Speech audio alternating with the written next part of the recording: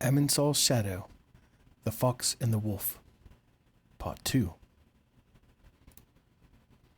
As he gathered food nearby, not too far from his home, did stray a large and handsome wolf, looking for a bone.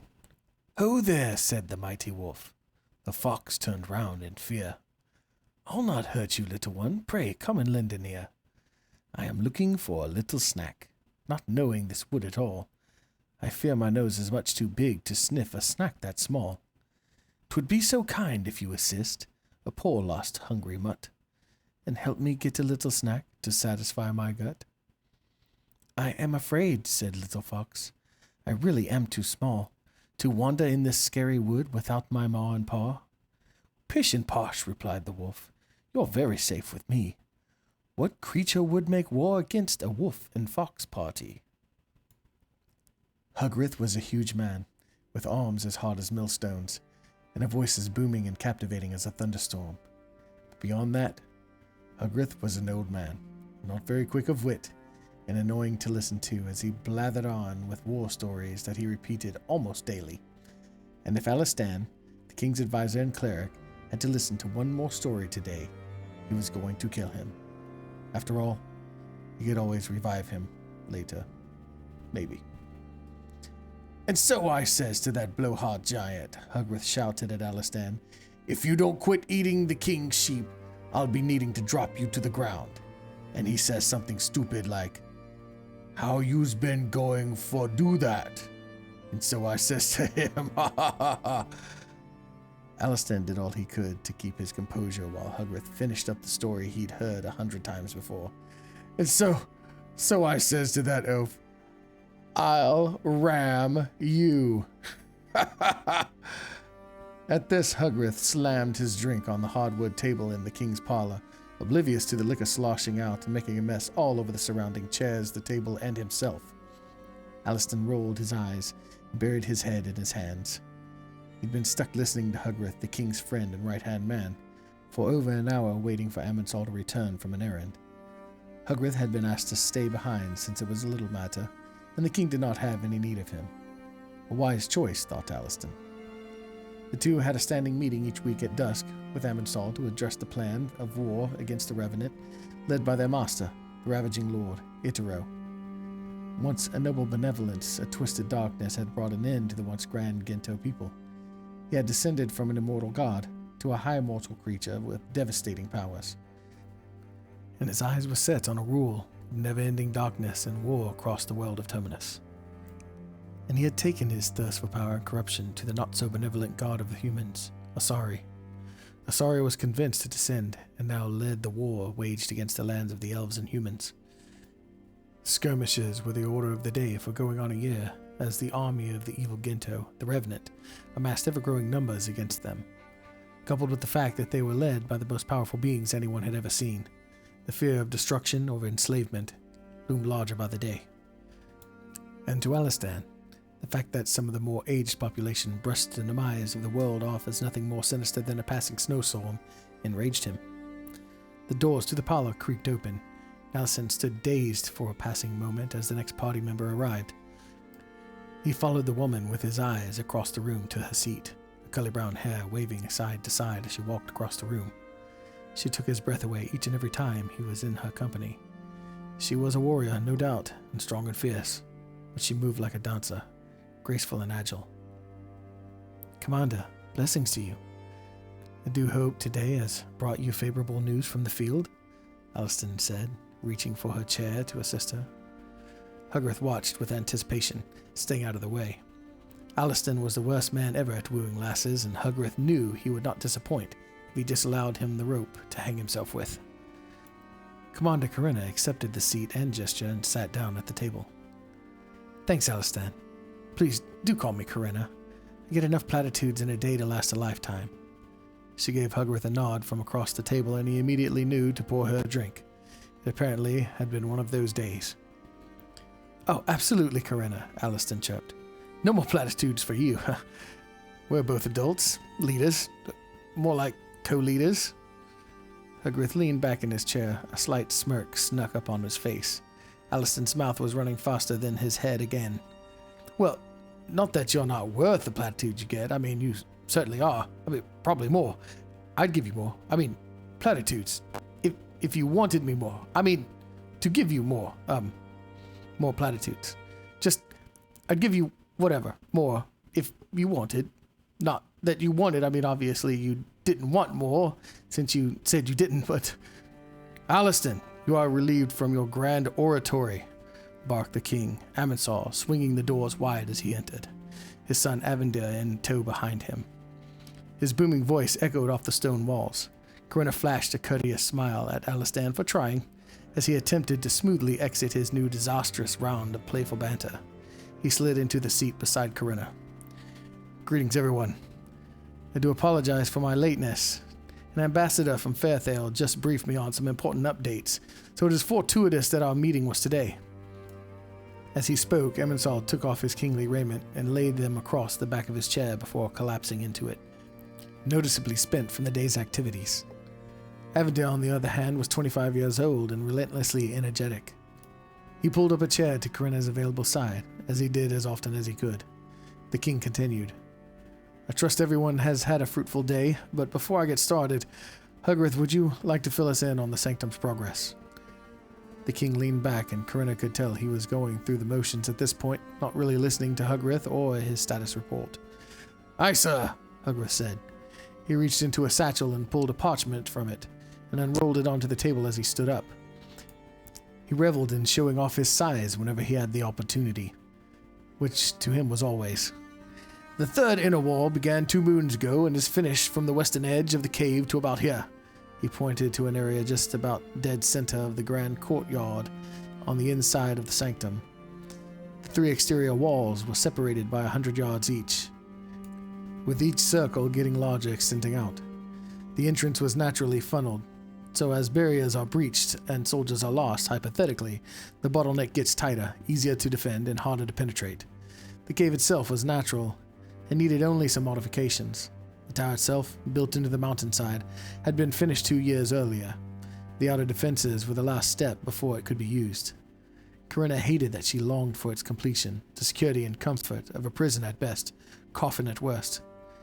At just 30 years old, she was tired of war, uncertainty, death, life. At least this life, the life she led now. She tried to focus back on Huggrith. So I'd say another 5 weeks, and we should have the last bastion in place and ready to gather resources for the food stores. Some have already begun. Huggrith paused, standing up as tall as he could at the table, waiting for his commendation. Amensol knew it. He had been working with Huggrith for the last 25 years, and never knew him to pass an opportunity to receive praise, though he'd never say that out loud. It was easier just to give it. Very well done, Huggrith. As usual, everything I ask of you is beyond expectation, Amensol said as pleasantly as he could, even though the project was supposed to be completed a year ago. What of the plans for alerting and supplanting the Elven in our population? Amensol asked, turning toward the distracted Aliston. 2 eyes, Aliston. Right here, he said, gesturing to his eyes with his fingers. It was a joke they had shared for years, ever since their first deadly winter they spent in Terminus after the collision. Right, my king. The elves are almost through crafting a new magic which would make it possible to speak to each person who is given a seal. They are crafting the seals and we will be distributing them soon. Once the riders are out to deliver each region's governor for distribution, we'll also pass along the plans for the move. I've itemized them for you. First, and Aliston carried on with the plans for moving the people, a move that it should have already been started as Corinna saw it. Avendir, sitting on the other side of Corinna from Aliston, noticed her mind wandering. He noticed everything about her. Oh, don't worry. Avendir leaned into Corinna's ear. He bores me to death as well. Corinna gave him a smile and looked away, not wanting to linger on his comments. Corinna had been the target of Avendir's affection for the last few years. It stretched backward beyond that, but he was so young. She thought it was a passing boyish daydream. He had been very close to her late husband. Hanai had been his closest friend, even though for Hanai it was bittersweet. He had never said as much, but the supporting role he played for Avendir had bothered him. He would have liked to live his life in peaceful obscurity, in the outskirts of the Elvish lands, and raise his family. The burden of serving the king of men was more and less Then he wanted all at the same time. He was foolish and critical all at once. The struggle within himself left Hanai a tormented man. All the time Corinna knew him. But there was not a man that could come close to his devotion to whatever noble effort he was dragged into, whether war or love. No man ever would. Avendir shuffled in his chair, trying to appear slightly bored. Finally, Aliston said, we have calculated that it should be 2 days before the gates and barricades could be settled once the message is sent. No need to rush into the coffin, Alistan, quipped Avendir. Once trapped in there, odds are you're not coming out. I'm in no hurry to get to the end. It's a point worth considering, Amensol replied. The king rose from his chair and began pacing, his practice during soliloquies. Friends, we have been on the threshold of extinction since arriving in this god-forsaken place. And I mean that quite literally in both respects. We arrived on the doorstep of Terminus, a heartbeat away from death. We've all lost someone. Corinna looked up, waiting to be signaled out by Eyeshot. The king was staring right at her, eyes soft and comforting. He continued, and Asari has indeed forsaken his duty to us, orphans abandoned in the woods for the wolves to feast on. Even worse, he comes to feast himself on his own children. I'm tired of holding on and pushing men forward at the same time. It's wearying to me and to men. At some point, one of these must stop! The empty cup in his hand clanked and reverberated as he pounded it down onto the table. The room stayed silent. If we must let go of one of these, it must be holding on. Pushing forward must be the course. The king turned around and looked out the large window facing the steps ahead. You could barely make out the mist of the waterfall in the distance that fell from the winding river. It was fed from the mountains, meandering its way to the edge of the cliffs. Sir, are you suggesting we abandon the planned retreat? Aliston looked concerned, much more so than his tone implied.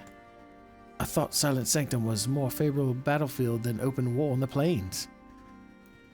Corinna stayed stone-faced while the mood in the room evolved.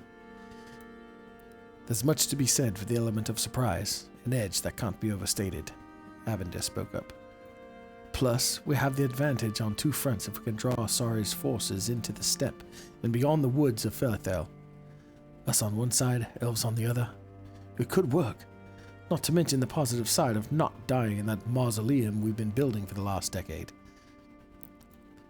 I don't care where we are. I'll fight Asari right here, if he was man enough. Huggrith chimed in. Man enough. Get it, Alistan, you get it. Alistan tried not to let Huggrith pull him off topic. Yes, I understand your point, Avendir. The lives lost in open war may not leave enough to outlast a counteroffensive from reinforcements of the ravaging Lord's armies on the other continents. The defenses at Silent Sanctum only work if there are enough to man them. This would be an all-or-nothing decision. Alistan. The king came and leaned on the table beside him and put his hand on his shoulder.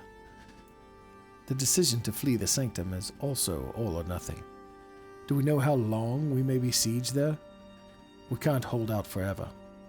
Do we know that reinforcements will come to our aid? The giants, the Moskag. They have not contributed to the building of the sanctum. Can we count on them for any contributions? Here's what we do know.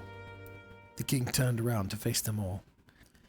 We know that the first time the ravaging lord faced the remnant, he was forced to retreat for years. We know that after 10 years, he has been unable to conquer any of the six. And we know the Ginto prophecy that the 6 sons of Terminus will rise to conquer him. Well, I don't see any rising coming from the likes of elves and men. I see falling back. I see defeat in the eyes of my people at the mere sight of that tower. The sooner we stand, the sooner we can conquer Asari and his forces. And man will be free with this fear of death off our shoulders. Finally, we can dwell here in our new home in peace and prosperity. There's one more thing we know, my king. Corinna, her head down and her eyes cast upward to meet his, spoke softly, once again, changing the tone of the room. The king stared at her in annoyance. He was not going to share all he had learned from his previous meeting with the Felethel council members. He knew he could not stop this news now. He lowered his head, waiting for her delivery. The Fairthale Council has received word that the ogres have been pushed into the burning sanctum by the Wolfsche and the Revenant, led by the Ravaging Lord on Rainfall. No one yet knows the fate of the Mer. A great sea creature is said to have attacked at the command of the Ravaging Lord. The Dark Mer and the ogres had taken the first victory on the field of battle, but the losses were great. They were not ready for the second round. Corinna finally looked up, catching the faces of the members in the room. This brings me to my point. The Ravaging Lord summoned a monster to completely turn the tide of battle where they were vulnerable. We are fighting gods. I agree with all you have said of what we know. Corinna's voice turned soft and gentle, almost vulnerable. My greatest fear is that we don't know what we don't know. Alistair knew what she meant. He nodded in agreement, but left his eyes downcast in fear of crossing his king. My king, Corinna continued. We're out in the open, exposed on every side here at Hevington. Our people are farmers, ranchers, explorers. Out in the open, if we meet them head-on in battle with every able-bodied man, who will protect them in the sanctum? Who will man the turrets, the gates, the walls? For all we know, Asari can summon a serpent right out of the ground to swallow us up, and there will be nowhere to run. The Darkmere and the ogres had their battle won, and in an instant their fates were changed. If we are fated to win this war, then let's tell our children we did it smartly. Let's save their fathers and mothers, their brothers and sisters from war. The sanctum is defensible, and we can repel any force from it. And if he were here, Hanai would give the same counsel, I'm sure of it. The king tensed up when she brought him up. He stared her down for a second and tried to relax. I would beg to differ, Commander. Hanai would run full speed into any battle I pointed him to. Avondale looked uncomfortable at the direction this conversation had taken. His feelings for Corinna had been slowly pushing past his fondness for his friend. Yes, he was great. So great. And I'm reminded of it all the time, he thought to himself. But that is over, and the sooner Corinna could let him go, the sooner she could move on. And I had his time. This was Avondale's time, and he would not be kept in the shadow forever. Hanai was a fearless warrior and followed me until his passing. His trust was unwavering, the king retorted. Corinna rebutted him. He was fearless, but not for the sake of duty, but in spite of it. He would not chase a battle, but would let the battle come to him. Well, he's dead and I'm not, shouted the king. Hugrith's face grimaced at the words. Aliston peeked up at Corinna to make sure she was all right. Amensol was across the line, and there was no going back, only forward. He's dead. I move forward, always forward, and has never let me down. His grandfather is dead, his mother is dead, his father's... Amensol huffed and shook his head. The only thing that is left of him are you and your child. My king, I will follow wherever you lead, for it is my sworn duty. As it was with my husband, if you say to meet them, I will be the first to draw blood. But the lesson I have learned from this land is that no matter your station or circumstance, your only two choices are life and death, and they can visit in any circumstance. But they are not equal. Death is worthless, an end to usefulness, to value. Life is priceless, and full of infinite possibilities and value. To make the most is not about how majestic or amazing the journey between is, but how complete. A bold flash in a pan does not cook a meal, but a slow simmer can. Amensol, please, Corinna pleaded. Let's give our people a chance at a complete life. The king appeared to soften at her words. He rose and peered once more through the large glass panes juxtaposing the dark gray stone walls of the room. The room stayed quiet and still as he lingered. Then he turned. All right. This heavy decision falls to me. It has come to me piece by piece as I have become a servant of the race of men during our time in this world. It has been full enough to span 2 worlds. But it will not be complete until I can remove this cancer from the future of our people. I must do everything I can to stave off this blight. Commander, Aliston, Hugrith, my son, we will ride out to meet Asari and his horde in a fortnight. We begin planning in the morning, and may our souls not have mercy on God. Amensol, with a steely face, turned and walked out of the room. Hugrith slowly got out of his chair, without a word, quickened pace to catch up with his king. I guess we have our orders, Alaston said, still looking into his lap. Corinna felt compassion for Alaston. This was the first time he disagreed with his king. She could tell it was tearing at his conscience. Plenty to do, Alaston, Corinna said, placing her fingers under his chin and raising it. You have 2 weeks to get the sanctum finished before we head out to war. Complete it. Corinna looked at him and smiled. Alaston returned a partial smile, but he did feel better just knowing that Corinna was there with him. Yes, Commander, Alaston replied. Alaston, Avendir, and Corinna gathered their things and excused themselves to their quarters. As Alaston walked, Corinna's steadfast encouragement pushed him to make every moment count, since each one made the next possible. Corinna sat in front of a mirror in her quarters, her son asleep in the bed, lightly snoring. Her hair was usually a tangled mess at the end of the day, in and out of her helmet, sweaty and dirty from all the day had brought. Brushing her hair was a soothing salve that melted away her pain and concerns, and allowed her to get what sleep she could. As she was finishing, she heard a knock at her door. She crossed the room in her robe and cracked the door open. Avendir was standing there, still in full dress. May we speak a moment, Corinna? Avendir asked. Corinna nodded and she stepped into the hallway. At this hour, nobody was outside her room and she didn't want the child to wake. Look, Corinna, I know my father came across a little stern, compelling, whatever. I just wanted you to know, if you didn't already, he values your opinion no matter what, as he did Hans. It's hard on any man to have this much weight on his shoulders. It would be hard on any man to have the weight you carry every day. Seeing you do it with such grace is inspiring. Corinna leaned on the door jamb and crossed her arms. She gave him a half smile, accepting the gesture. Just to know that you don't have to carry that weight alone. There are people out there to help you carry it, whether the losses out in the field or the losses you've had at home.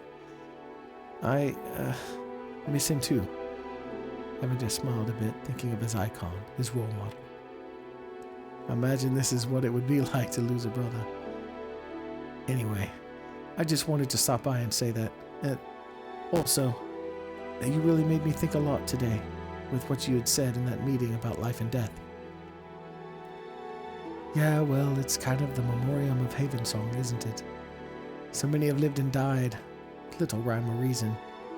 Yet we persist day after day, us with our one job, to anchor the throne fast for our people, to give them hope for tomorrow. Well, my lady, there are still a few things that would make my life complete, but that will have to wait for another time, I suppose, Avendir said, coyly lingering in front of her. Corinna smiled and half-rolled her eyes. Good night to you too, Prince Avendir. Avendir reached out and took her hand and gently brought it to his lips. He returned it to her side, turned and shuffled down the hallway with a grin. Good night to you too, my little fox. I'll catch you yet, he said to himself.